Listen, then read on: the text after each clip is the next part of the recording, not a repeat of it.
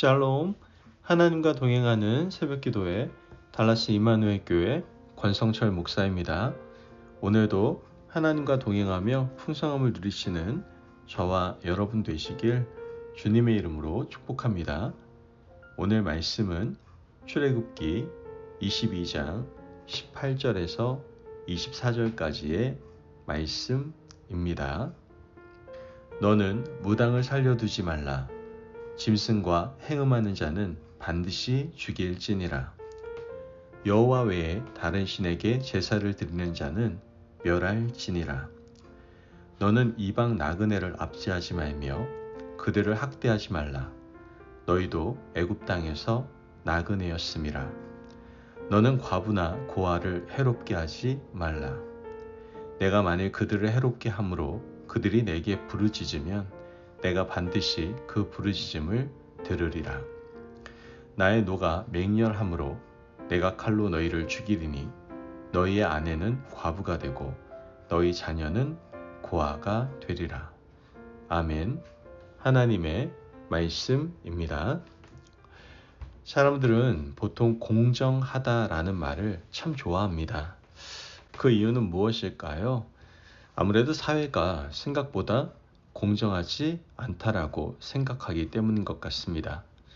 그래서 우리는 공정하게 대해주는 사람에 대해서는 감사를 드리게 되고 또 그런 사람을 존중하게 되죠.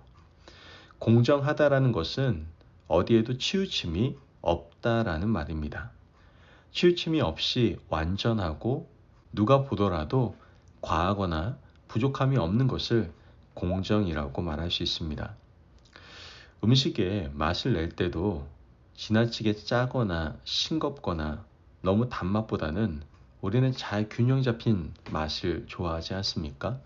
건물을 지을 때도 마찬가지입니다.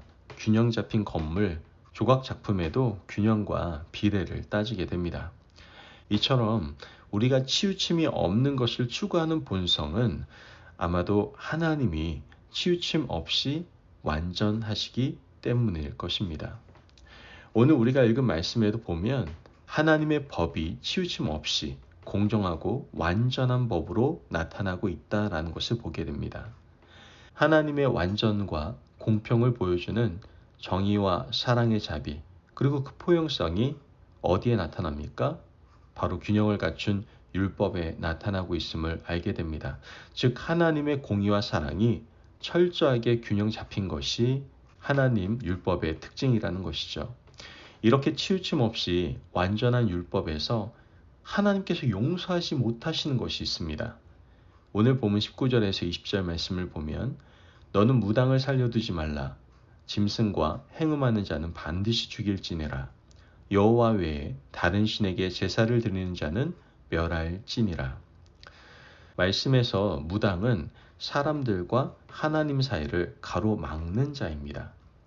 헛된 사술로 사람들의 영혼을 미혹하여 하나님 앞으로 나아가는 영혼을 가로막습니다. 그런 자들을 살려두지 말라고 말씀하시는 겁니다. 또한 짐승과 행음하는 자는 살려두지 말라고 하십니다. 우리 인간은 하나님의 존엄성을 가진 자들입니다. 하나님의 형상으로 창조된 인간이 하나님의 형상이 없는 짐승과 행음하는 것을 용납하지 말라고 하시는 것이죠. 마지막으로 우상 숭배하는 자들을 살려두지 말라고 하십니다. 십계명에서 첫 번째를 어기는 자들을 공동체에서 제하라고 말씀하십니다. 굉장히 무섭게 느껴집니다. 하지만 이것이 치우침 없는 하나님의 정의고 공의인 겁니다. 또한 이와는 반대로 하나님께서 어떤 일이 있더라도 자비를 베풀라고 하시는 율법이 있습니다. 오늘 본문 21절에서 25절까지 그 내용을 다루고 있는데요. 21절 말씀을 보면 이방 나그네를 압제하지 말며 22절에 과부나 고아를 해롭게 하지 말라. 25절 말씀에 내가 만일 너와 함께한 내 백성 중에서 가난한 자에게 돈을 꾸어주면 너는 그에게 채권자같이 하지 말며 이자를 받지 말 것이며 하나님께서는 이방 나그네, 과부나 고아, 가난한 자에게는 무한한 자비를 베풀어 주라고 말씀하고 계시는 겁니다. 이방 나그네에게 자비를 베풀라고 하는 것은 이스라엘 백성들도 이집트에서 430년 동안 객이 되었기 때문입니다. 또한 처지를 바꾸어 생각해 보기를 바라시며 과부나 고아를 돌봐주라고 했던 이유는 어느 누구도 고아가 되지 않으리라는 보장이 없기 때문입니다. 나의 자녀도 고아가 될 가능성이 있고 내 아내도 내가 잘못되면 과부가 될 가능성이 있기 때문입니다. 그래서 하나님은 우리 모두는 잠재적 과부이고 잠재적 고아이기 때문에 사회 공동체에서 책임을 지고 돌봐주라는 말씀을 하시는 겁니다. 그리고 가난한 자에게는 이자를 받지 말고 그가 옷을 저당 잡혔거든 해가 지기 전에 돌려주라고 말씀하십니다. 왜 그럴까요? 가난한 자는 물러설 곳이 없이 벼랑 끝에 서 있는 사람들입니다. 그런 사람을 너무 몰아붙이면 결국 그들의 원망이 누구에게 돌아올까요? 바로 우리에게 돌아온다라고 성경은 말하고 있는 겁니다. 하나님께서는 이러한 사회 취약계층의 아픔을 돌보시고 사회 전체가 이들을 보호하기를 원하셨습니다. 여러분, 이런 하나님의 자비와 하나님의 공의가 바로 하나님의 성품입니다. 우리는 하나님의 형상을 덧입은 사람들로서 하나님의 자비와 공의를 배워 실천해야만 합니다.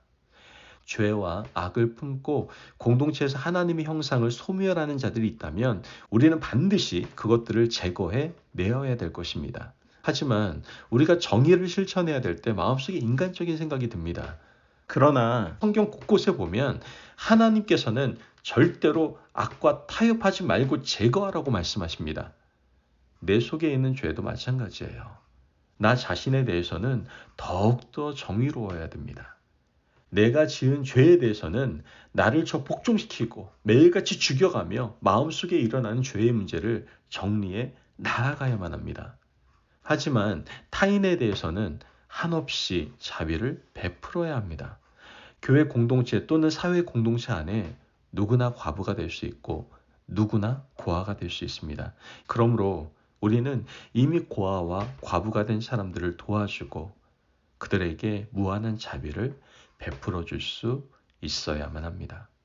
여러분, 이러한 하나님의 율법의 완전함이 오늘 우리가 살아가는 삶 가운데 온전히 드러날 수 있는 저와 여러분이 되시기를 주님의 이름으로 축복합니다. 아멘. 기도하겠습니다. 사랑이 많으신 아버지 하나님 감사합니다. 오늘도 우리에게 귀한 말씀의 은혜를 허락하심을 감사합니다. 하나님, 나 자신에 대해서는 엄격한 율법의 기준을 가지고 살아가게 하여 주옵소서.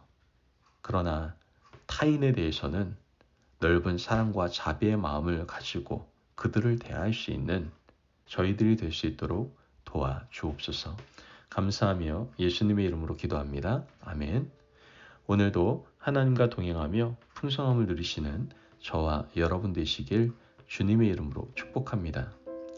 여러분, 오늘 하루도 완전하신 하나님의 사랑과 공의를 경험하며 살아가시기를 바랍니다.